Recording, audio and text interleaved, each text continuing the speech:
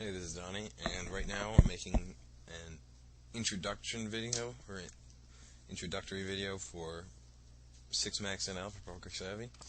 I'm just playing one table of 1, 2, and out, and I'll sort of go through some basics of 6max. A lot of it's just going to be a pre-flop, and for the most part post-flop, I think you'd have to go for more advanced videos, but well, here's lesson number one, is basically just being very aggressive on the button.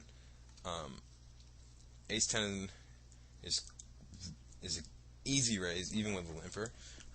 I'd probably be raising most of my hands that I'm going to play there on the button. There aren't that many hands I would just flat call, that I would just limp with there.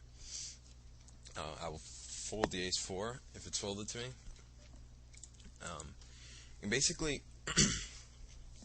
when you're playing 6max, it's a pretty steady progression of getting looser and looser from each position pre-flop. So that means if I were under the gun here, my opening range is probably, I'd say a 1, 2, and L you're best off, with an opening range of, maybe basically 5, 6 suited and up, maybe 9, 7 suited and up, or maybe even 10, 8 suited and up for the two gappers. I probably wouldn't open 9-7 is a one gapper. I probably wouldn't open any two gappers until maybe, I say King 10 suited, maybe Queen 9 suited, and then I definitely would open Ace 10 suited. I'd probably fold Ace 10 offsuit under the gun, but I would definitely raise Ace Jack off. I would raise King Queen offsuit. I'd probably fold King Jack offsuit, but obviously raise King Jack suited, and any pair I would raise. I never limp in 6max. I never open limp, I should say, in 6max. It's not like definitively bad to do so. There are a lot of good players who do, but I think it's a better strategy not to limp.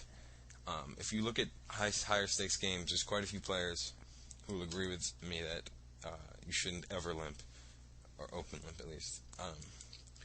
You can, I'd say you're best off opening slightly wider, or slightly a larger amount when you're in early position.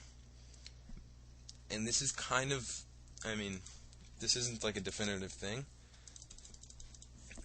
And here I'm just making a continuation bet, because if there was even a flush draw on this board, I might just check fold. But I think it's dry enough that I can profitably make a continuation bet.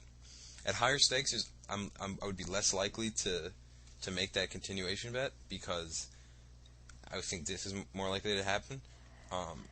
People can check raise me with air, make me fold my ace high, or people are going to basically be more tricky. At lower stakes, they play a little bit more straightforward. This is a clear fold. I'm definitely folding.